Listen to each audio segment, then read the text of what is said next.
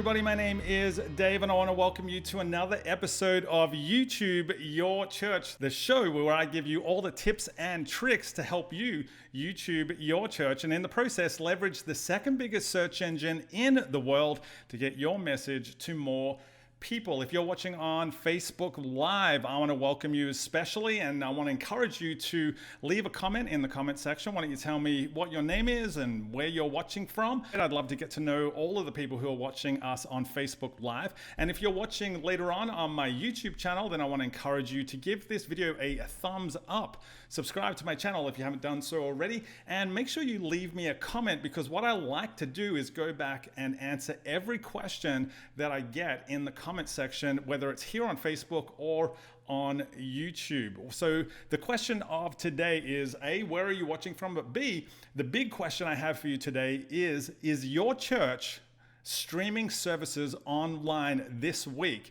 So many churches around the world have been closing their doors because of the coronavirus. And I want to know, have you decided to stream your services online and close your doors because of the coronavirus? I've been talking to a lot of pastors in the past 24 hours, especially in Australia, where I'm from. And many of them were making the decision to close their doors this Sunday and start streaming their services. And I know a lot of churches in the US are doing exactly the same thing. So why don't you tell me, where are you watching from, and is your church streaming services online? Well, we have a big show. As I always say, this is the fastest 30 minutes online because we have a jam-packed show filled with tips and tricks and practical information to help you YouTube your church. Well, today's show is big, and as I said, here are some of the topics that we're going to be going through today. What I had planned to do is talk about thumbnails specifically and to give you the do's and don'ts of thumbnails, but because of everything that's going on in the world and seeing so many churches that are closing their doors, I decided to just do a whole segment on how you can live stream your services this weekend. And this is the great thing about leveraging YouTube. It is completely free. All of the technology is completely free. You don't need to shell out big money for studios or for online platforms or anything along those lines. That's why I love leveraging YouTube. And that's what we're going to be talking about today specifically, how to live stream your services. After I get through all of that information, I'm going to take your questions. I love answering your questions, whether you're watching on Facebook or on my YouTube channel. I always go back and I always make sure to answer every question that comes through. So make sure you leave me some comments in the comment section. That would be fantastic. Then after that, I'm going to tell you the channel I watched this week that specifically caught my attention. And after that, the video of the week, the video that caught my attention and informed me or entertained me on YouTube. So once again, if you are just joining us, my name is Dave and you are watching the YouTube Your Church live show here on Facebook and YouTube. Okay, so I want to get straight into today's topic and give you a step-by-step guide on how you can live stream your services on YouTube. Now, the reason I wanted to do this is because I've noticed that there are so many churches that have been posting to social media in the past little while about how they're planning to close their doors and start streaming their services this week and even for the next couple of weeks. Some churches are even saying that they're doing that indefinitely. Here are just some of the big churches in the US that have decided to close their doors, everything from Passion City to Zoe Church, Lakewood, and even my church there, North Point, has decided for the next 3 weeks we're going to be producing only online services, and we're actually closing our doors. So this is one of those times when church online is really set up to shine. This is where we want to get the most out of this technology. You know, I always say that the Apostle Paul used the technology of his day to connect people with God and to grow the church. Now, the technology of his day was letter writing, and really we're just called to do the same thing, to use the technology of our day to help grow the church and to help connect people with God. And the technology of our day is YouTube. So hashtag it's time to shine church online. So I really want to spend the bulk of today's show teaching you specifically how you can step by step stream your services online for free. Make sure you're taking notes, and I know I'm going to hit you with a fire hose of information right now, so it's going to feel like you're drinking from a fire hydrant. So I want to encourage you, take down any questions, put them into the comments section, whether it's here on Facebook or on YouTube, and I promise you I will answer all of your questions. So let's get stuck straight into the content of how to stream online. Well, the first thing you want to do is you want to go to YouTube Studio on your YouTube channel. That's that button right there with the arrow right next to the customize your channel. Once you hit that button, you're going to see another screen pop up, and on that screen it's going to specifically give you some options to go into the settings. Once you're in the settings section, you want to go to channel, and from channel you want to hit that advanced channel settings button. From there, you'll see this window pop up that has multiple options of how you can optimize your channel, but specifically what you want to do is make sure that the live streaming button is enabled. You can see that on mine here, it is enabled, but for some people it might not be enabled yet. So what you need to do is you need to click the enable button, and YouTube will ask you to fill out some information. You need to meet some certain requirements.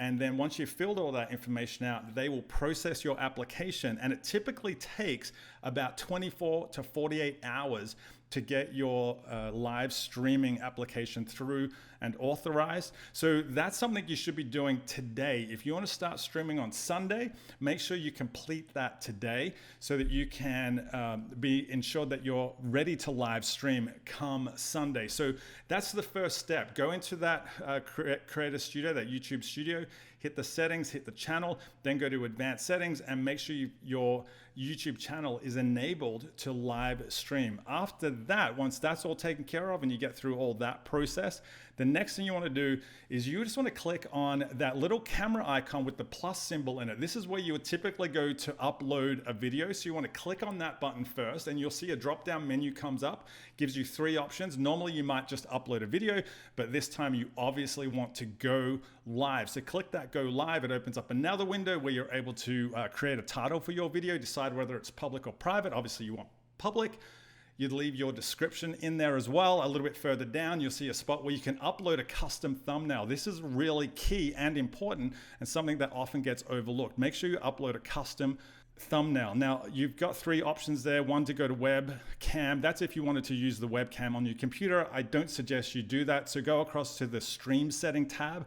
And from there, you can start to fill out some information to optimize the live stream that you're about to do. You'll see there's a whole bunch of information there about the latency of your internet connection and all those sorts of things. So have a look through those, make sure that everything lines up with what you want to do.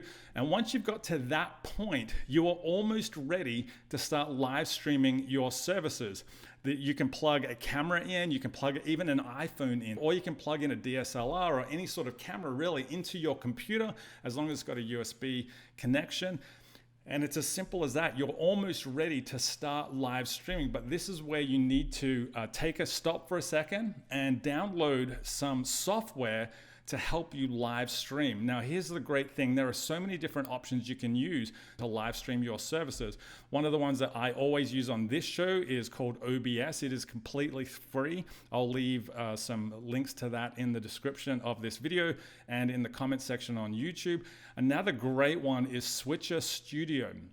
Now, Switcher Studio is an awesome program, awesome software that I highly recommend because it allows you to run multiple cameras. You can have iPads, iPhones, or DSLRs all capturing into the one live stream studio, and you can switch between those cameras right there in the software program itself. So once you've downloaded a software like OBS or Switcher Studio, you're ready to live stream. Now, I'm going to talk specifically about OBS because that just happens to be the one that I always use, but I highly recommend Switcher Studio as well. But for this application, this step-by-step, I just wanted to give you something that was easy and completely free, and that's OBS. So I'm going to be talking specifically about OBS. So you need to go to download the OBS software, set it up on your computer, and then you're just about ready to go live. Once you've got OBS set up, what you'll do is you'll open it up and you'll see a studio screen a lot like this one.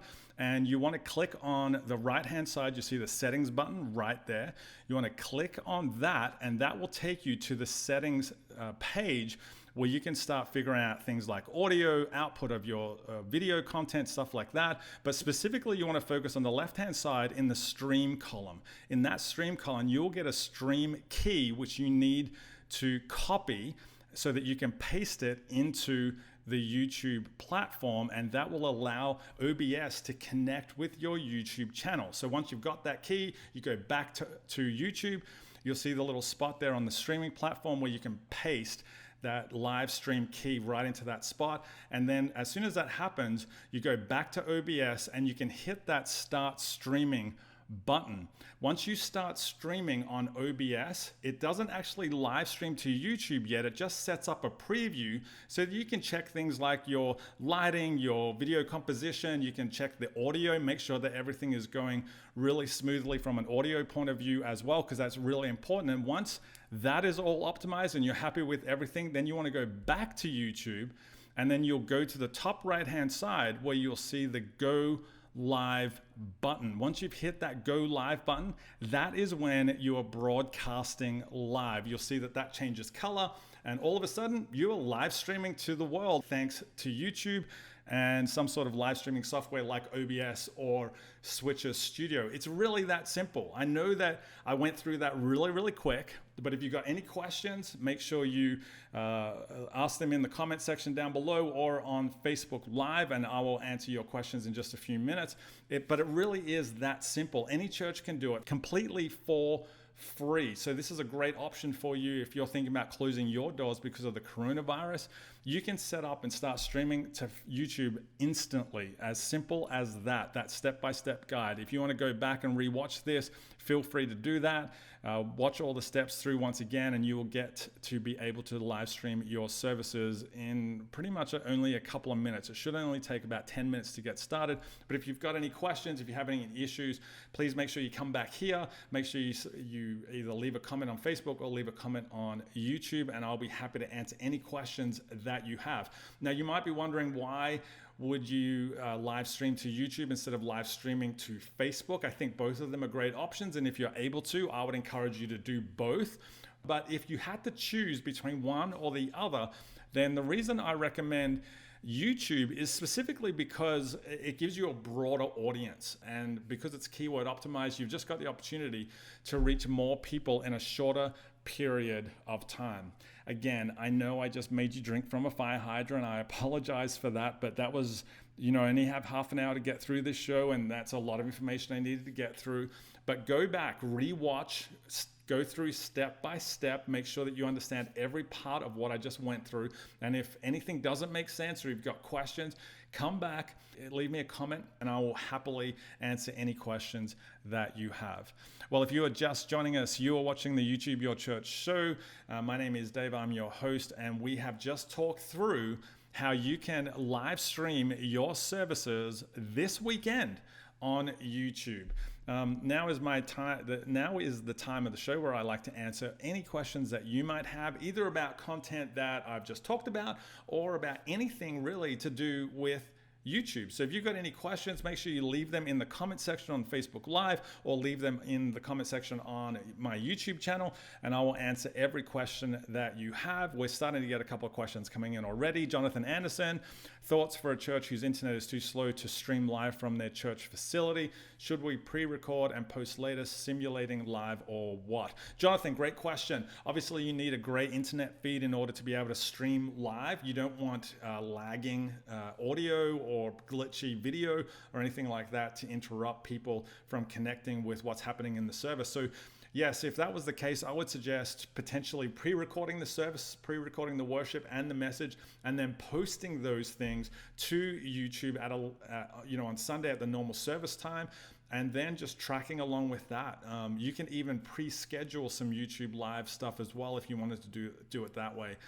or see what you can do to improve your internet at the church that you are at. I hope that answers the question, Jonathan. Thank you so much for asking. Steve Matthews Lee says OBS. Yes, it's called OBS. I will leave a link in the YouTube description and in the Facebook comment section as soon as the show is over so you can get onto OBS. It's completely free software. That's the great thing about it. I'll also leave links to Switcher Studio as well. That is a more higher end version, but it allows you to integrate more cameras, and it really does a fantastic job of streaming your services. What was the free streaming option? That was OBS. Is OBS one button studio? Yes, Rachel English Curry, it is one button. That screen that I showed you earlier is literally what it looks like. It is just, you can have all of your lower thirds, all your graphics all preloaded, and then you just click one button and they will come up. This is literally the format that I use for this show every single week. So you can see here that little thing that I've got up there, that's all through OBS. The lower thirds that keep shooting across the bottom of the screen, like that one, follow me on Instagram at AussieDave. Things like that, I've set them up in advance on OBS, and now I just click one button and they all just continue to pop up. In fact, the way I do it on OBS is I lay out the whole show. So if you know what songs the band is singing, you can put lyrics up on the screen. Then you can do lower thirds to introduce the teaching pastor or your service host or whoever it is that might be coming up. You can create that all in advance and stream it all live on OBS and just use one button. Yes, Steve Matthews has asked for a link to OBS. Daniel Fuentes has just put it in. Thank you, Daniel. I really appreciate you doing that, mate. That is fantastic. Daniel then says, do you recommend something like Elgato to capture screen that helps it go plug and play? You can use a third party like that to do that sort of thing, but when it comes to streaming services, I try to keep it as simple as possible. This is as technical as I get, leveraging this OBS thing. The only technicality, therefore, that I have that might get in the way is when I try to point to a super and I actually got it right. I do that, that sort of thing, or I point to my Twitter account right there. I like to keep it simple as that things are free flowing, that things are moving, and I don't want to have any extra plugins that might get in the way of streaming the services. Christy Jacobs Blundy says, what licensing do you suggest we upgrade to in order to stream the entire worship service online? My understanding is our current CVLI covers only the in-church. Yeah, there's a lot of gray area around copyright of music when it comes to live streaming. A lot of churches you'll see will only do the message portion unless they're doing their own songs, which not every church has the luxury of having.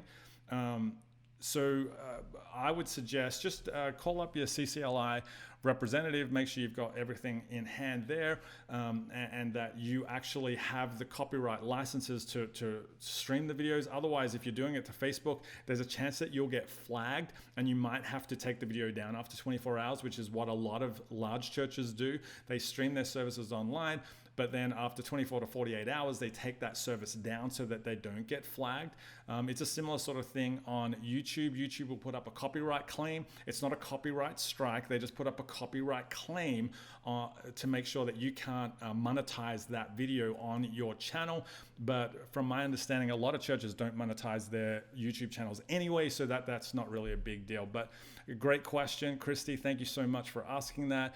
And I would just continue to check out your CCLI representative. Ben Edmonds, is a phone really good? Is a phone really a good option? DSLR camera better? ? Is there a Wi-Fi capable device that streams well?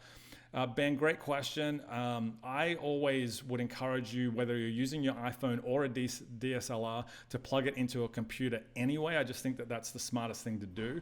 Obviously, a DSLR is going to give you a lot better footage. It's going to be a lot wider, and it's going to have a shallower depth of field than an iPhone would. But the iPhone 11 has an incredible back-facing camera, and it's got a screen already built in so that you can monitor the way that the video is captured. So that might be a really good option for those churches that don't have the equipment like a DSLR. So yes, a DSLR is better, but you can stream it from an iPhone, and I think an iPhone is better than nothing, right? Hope that answers the question. Addison, what's your feel on going straight from a phone with a USB audio interface? Addison, great question. If that's all you've got, Addison, at your church is a phone, a smartphone with a USB audio interface, then I would say 100% do that. That's better than nothing. Just make sure you have it on some sort of tripod, even just a desktop tripod that is propped up somewhere so that it captures the entire stage. I think that is good enough. And that is a great option if that's all that you have. I think you've hit it really well. You've asked the right question because the audio is so important. I would always recommend that you use an external microphone for your phone if that's what you've got to use. Because on YouTube, one of the things I've realized is people will put up with bad video, but they don't necessarily put up with bad audio. So you can spend $30 on a good external Rode mic that plugs straight into the lightning connection of your iPhone, for example, and that's going to give you a lot better audio. So always do that. Probably got time for one more question before I move on. Brittany Lurch, if you use the Premiere feature on YouTube and Facebook, you can upload ahead of time, but it still gives you that option of interact live with people. Yeah, Brittany, that's exactly what I was talking about earlier. You can pre-schedule some of this stuff on YouTube and pre-record it, but schedule it to go live so that you can track along. And when it comes to streaming live, I would be encouraging you to don't market it as your church is broadcasting live. Market it from the point of view of participate with us as a church online rather than broadcasting, which seems to create some distance between the person presenting and the audience. I would say participate in our church online, because then that way you're encouraging people to engage through comments and things like that. That's where I think this medium has its best capacity to reach people and interact with them. Well, I hope that answers all of the questions that you have. Keep your questions coming. I promise you, I always go back into Facebook and YouTube to answer any questions that come in later from people who are watching this on demand at a later time. So keep asking your questions and I will keep coming back to make sure that you all get answered. Thank you so much for your questions today. That was a great segment. Okay, moving on, because we're running out of time really quick, I want to give you my channel of the week. This is the spot in the show where I just give you a channel that I think you should watch for whatever reason. It doesn't have to be a church or a Christian channel. In fact, today's isn't.